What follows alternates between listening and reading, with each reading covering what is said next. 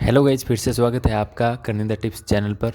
और आज हम इस वीडियो के अंदर बात करने वाले हैं जो नहीं 24 जनवरी को जो बायोकेमिस्ट्री और न्यूट्रिशन यानी कि BSc nursing RUHS BSc nursing जो सेकंड सेमेस्टर का एग्ज़ाम है, एकेडमिक एग्ज़ाम होने वाला है, उसको लेकर उसके अंदर कैसे कॉपी लिखनी है आपको, ठीक है। और उसी चीज़ को लेकर हम बात करने वाले हैं कि कैसे आपको कॉपी लिखनी है, कौन से क्वेश्चन को कितना समय देना है और किस क्वेश्चन के अंदर कितने पेज भरना है, ये सभी इस वीडियो के अंदर डिस्कस करने वाले हैं। तो चलिए शुरू करते हैं आज का वीडियो। देखिए, सबसे पहले हम बात करते हैं कि ज़्यादातर जो बच्चे हैं वो यही शिकायत करते हैं कि हमें टाइम मैनेजमेंट की वजह से एक दो क्वेश्चन जो है वो रह गए यानी कि छूट गए हैं, जिसके कारण से हमारे जो है परीक्षा के अंदर जो भी नंबर है वो अच्छे नहीं आ पाते हैं और हमें सिर्फ पासिंग मार्क्स ही मिल पाते हैं, ठीक है। लेकिन मैं आपको यहाँ पर इस वीडियो के अंदर कुछ ऐसी टिप्सेस जो है बताने वाला हूँ जिसकी सहायता से आप जो है वो अपने एग्ज़ाम के अंदर अच्छी तरह से लिख के अच्छे जो स्कोर है वो हासिल कर सकते हैं, ठीक है। तो फर्स्ट चीज़ आपकी क्या है? Time management. टाइम मैनेजमेंट कैसे? जैसे मान लो न्यूट्रिशन की बात करें तो न्यूट्रिशन के अंदर आपके क्वेश्चन कैसे आते हैं कि एक तो आता है 10 नंबर का क्वेश्चन, 4 आते हैं 5-5 नंबर के क्वेश्चन, और 6 आते हैं 2-2 नंबर के क्वेश्चन, 8 आते हैं 1-1 नंबर के क्वेश्चन, ठीक है। ये सभी आप चीज़ को जो है वो समझ रहे होंगे, ठीक है। अब देखो, इन सभी चीज़ों को तो आप समझ गए होंगे, लेकिन जो 10 नंबर का क्वेश्चन आता है उसको आपको 20 मिनट देनी है, और जो 5 नंबर के जो क्वेश्चन आते हैं उसको आपको 10 मिनट देनी है, 10-10 मिनट, ठीक है। और जो आपके 2 नंबर के आते हैं उनको देनी है 5-5 मिनट, ठीक है। और जो आपके एक एक आते हैं इनको तो 5 मिनट में कंप्लीट ही कर लेने हैं।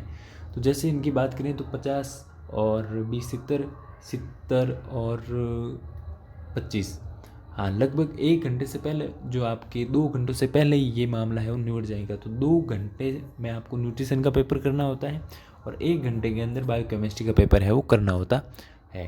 तो बायोकेमिस्ट्री के अंदर भी सेम ही चीज़ है। जो 5 नंबर के क्वेश्चन है उनको आपको कितना टाइम देना है? उनको देना है आपको सिर्फ और सिर्फ 10 मिनट, 10 मिनट पर क्वेश्चन, ठीक है।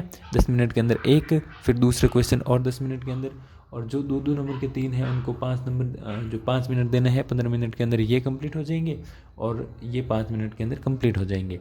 तो ये आपका मामला जो है वो 5 मिनट और 15-20, और देखो ये आपके लगभग 45 मिनट के अंदर कंप्लीट हो जाएगी बायोकेमिस्ट्री, ठीक है। अब देखो, आपको क्या करना है कि 1 घंटा के अंदर मैनेज करके कैसे बायोकेमिस्ट्री के क्वेश्चन हैंडल करना है और 2 घंटों के अंदर न्यूट्रिशन के क्वेश्चन हैंडल करना है। ये तो हो गया टाइम मैनेजमेंट। क्या हो गया? Time management. अभी हम किसके बारे में बात करेंगे? आपको लिखना कैसे है, क्या करना है, लिखना कैसे है। तो उसके अंदर देखो, सबसे पहले हम बात कर लेते हैं कि जैसे हम मान लो, ठीक है, क्वेश्चन आ गया कि balance diet, define balance diet and factors affecting balance diet, यानी कि बैलेंस डाइट की आपको डेफिनेशन लिखनी है और जो भी फैक्टर्स हैं वो बैलेंस डाइट को अफेक्ट करते हैं उनके बारे में आपको लिखना होता है। तो उसके अंदर आपको देखो जो 2 तरह के पेन यूज़ करने हैं, एक तो ब्लैक और एक ब्लू, समझ गए? बिल्कुल। अब देखो, आपको क्या करनी है, पहले तो जैसे बैलेंस डाइट आ गई तो मेन हेडिंग है वो ब्लैक पेन से डाल लेनी है और अंदर जो है अंडरलाइन कर देनी है नीचे, ठीक है। ये बिल्कुल सही बात है। उसके बाद में ऐसे लिखनी है डेफिनेशन, ठीक है। उसके बाद में डेफिनेशन को शुरू कर देना है और जो डबल इन्वर्टेड कोमा है उसके अंदर आपको ये जो है वो लिखनी है डेफिनेशन, ठीक है। अब डेफिनेशन कंप्लीट होने के बाद में आपको क्या करना है कि ये तो हो गया। अब सेकंड क्या पूछ रहा है? Factors affecting balance diet. जो बैलेंस डाइट को फैक्टर्स होते हैं, अफेक्ट करते हैं, उनके बारे में आपको लिखना है। तो देखो फैक्टर्स कौन कौन से हैं, जैसे मान लो सबसे पहले फैक्टर्स अफेक्टिंग हेडिंग लगानी है, उसके बाद में ब्लैक से लगानी है, ठीक है, और नीचे अंडरलाइन कर देनी है। उसके बाद देखो आपको एक लाइन लिखनी है, there are many factors affecting balance diet are as follow, यानी कि जो बैलेंस डाइट को अफेक्ट करते हैं ना फैक्टर्स, वो नीचे दिए गए हैं ऐसे, ठीक है। ये आर एज फॉलो का मतलब नीचे जो भी दिए गए हैं वो, ठीक है। अभी देखो इसके अंदर जैसे मान लो 4-5 फैक्टर्स हो सकते हैं, जैसे हम 2 ही लेकर चलते हैं, एज, फिजिकल एक्टिविटी, ऐसे भी सी तीसरे नंबर पर और आ सकता है, ठीक है। जैसे इन्वायरमेंट आ गया, चौथे नंबर इकोनॉमिकल स्टेटस, जो भी है, ठीक है। तो ये चीज़ें आ गई। अब उसके बाद में आपको क्या करना है? नंबरिंग करनी है, उसके बाद में एक्सप्लेन कर देना है, ठीक है, एक्सप्लेन कर देना है।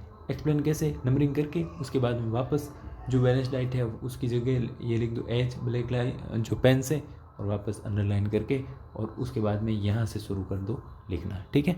और ऐसे लिखते चलो, और 5-6 लाइन मिनिमम लिख देनी है एक फैक्टर्स के अंदर।